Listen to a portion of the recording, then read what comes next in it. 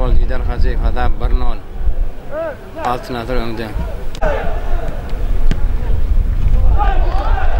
Gol Ahmet Atay hata 2-0. Doğuşun 13. munda.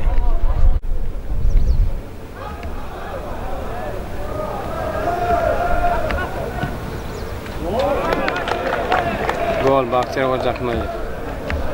Doğuşun 53. munda. Hata 3-0 Altınazar önde.